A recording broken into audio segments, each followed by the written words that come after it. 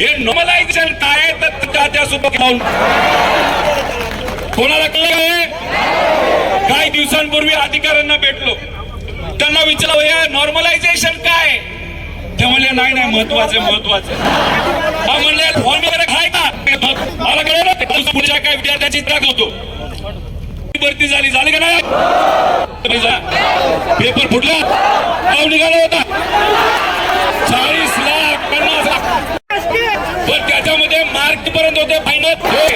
विद्यार्थ्यांना किती म्हणजे 200-300 आंदोलन किती आलं होतं? विद्यार्थ्यांशी बोलत काढला. अहो मी 12 तास 16 तास रोज अभ्यास करत होतो आणि मात्र काढला अभ्यापेक्षा 25 लाख तर आपला मार्ग मोकळा होतो आणि हा मात्र बिचारा नापास झाला. अभ्यास न करणारा 25 रुपये देऊन पास अशी परिस्थिती आहे. हे काय गेलं त्यामध्ये तुम्ही जपला असेल. एक मुलगा मला बोला मी अभ्यास करायचो कितीतरी तास मी तिथं लायब्ररीचो, मला मांडले काय आणि नॉर्मलायझेशन झाले 110. आमचा भाऊ पुस्तक उघडा तो आणि वेळ आहे म्हणून दिली रिक्षा तुम्ही आले नॉर्मलायझेशनच्या नंतर तुम्ही ओएमआर म्हणता पक्षामध्ये ब्लॅक व्हाईट असतं सगळं बरोबर का नाही? त्याच्यात कोणी गणवागणवी करू शका? या 25 वर्षामध्ये एमपीएससी एक तरी पेपर करा आणि मग तशा पद्धतीने त्या जर बनला तर तुम्ही तुमचा गट अंतशीट घेऊन कोर्टामध्ये जाऊ शकता, आयोगामध्ये जाऊ शकता. जाता का नाही जाऊ शकत? बघ काय नॉर्मलायझेशनचं काहीतरी कॉन्सेप्ट आणले पण त्या लोकांकडे पैसे आलेत, लोक आपल्या विचार आहेत, अशा लोकांना आत घेतलं जातं, दाखवलं जातं की नॉर्मलायझेशन झाल्यामुळे त्यांना जास्त मार्क पडले. अन्यायकारक आहे का नाही? आहे का नाही सांगा मला तुम्ही सांगा. जर पैसे देऊन एखादा अधिकारी माणूस झाला तर उद्या एखादा गरीब शेतकरी मजूर सामान्य व्यक्ती त्या अधिकाऱ्याकडे गेला फुकटात सेवा देणार आहे का? पैसे घेणार काय घेणार? मग हे फक्त विद्यार्थ्यांची लढाई नसून सिस्टम मध्ये पैसे देऊन जे कोणी अधिकारी होतात त्यांच्या विरोधातली ही लढाई आहे. त्यासाठी ही लढाई अतिशय महत्वाची आहे. तुम्ही बघत असाल एका आमदाराची किंमत किती, एका खासदाराची किंमत किती, पण एवढे पैसे तुमच्याकडे आहेत ना? तुमच्याकडे नाही हो, सरकारकडे आहेत, नेत्यांकडे आहेत. माझ्या विद्यार्थ्यांकडनं 1000 रुपये घेण्याचं कारण काय? मला एक मुलगा म्हणाला एमपीएससीच्या मी 10 परीक्षा दिल्या, 10 परीक्षाच्या 10 पेपर मी पास झालो, पण मी सरळच्या 12 परीक्षा दिलोय, एक सुद्धा पास झालो नाही.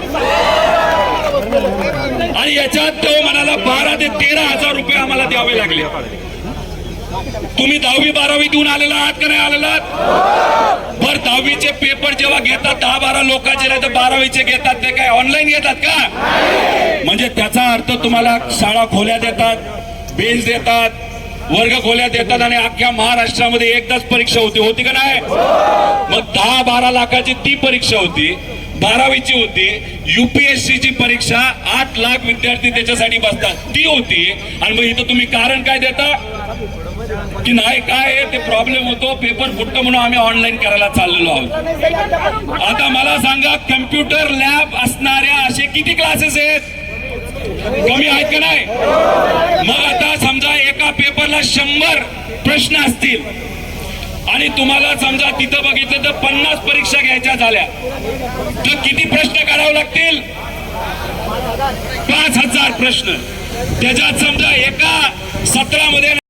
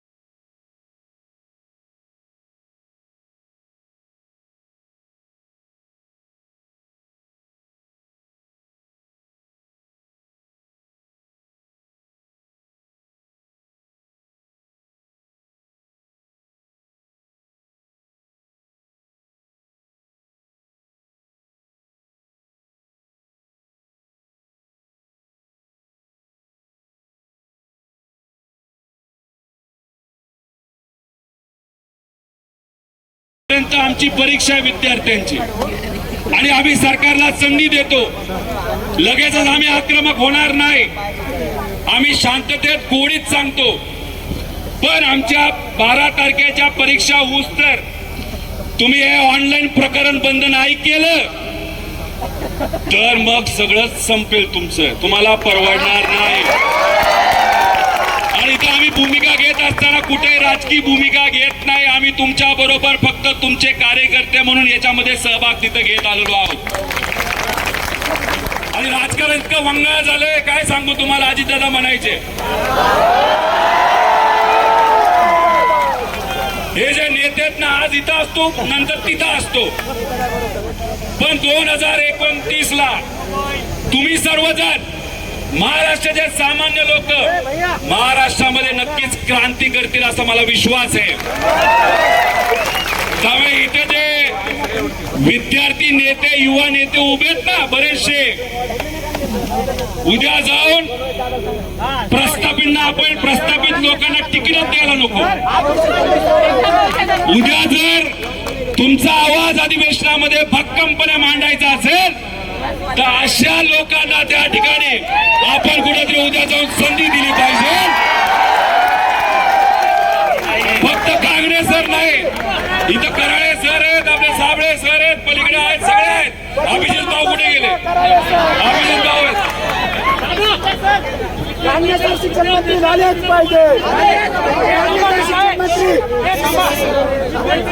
तुम्हाला एक विनंती आहे एमपीएससीने जो आदेश काढला तर तुम्ही हट्टा फाडा. एमपीएससीने जो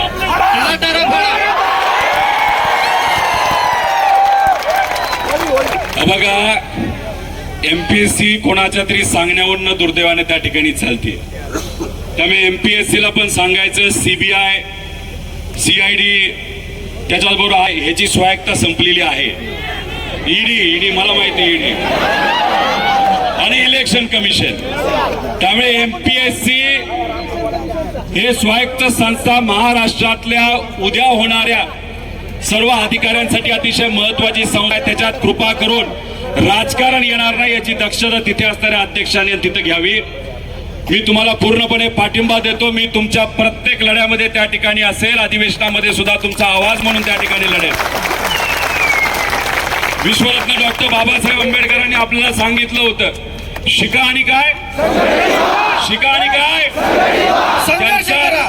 त्यांचाच विचार पुढे घेऊन जात असताना आता आपल्याला बोलावं लागेल शिका संघटित व्हा रस्त्यावर उतरा आणि संघर्ष करा.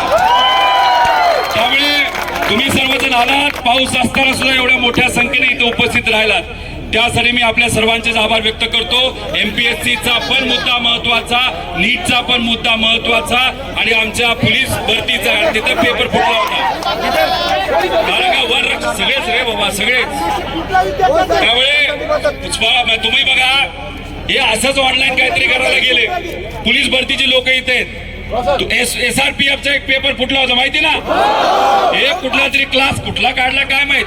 75 सगळे क्वेश्चन 85% सगळे तिकडचेच प्रश्न काय असेल ते तो फुटला तलाठी फुटला. आता पुणे महानगरपालिकेचा जेईचा प्रश्न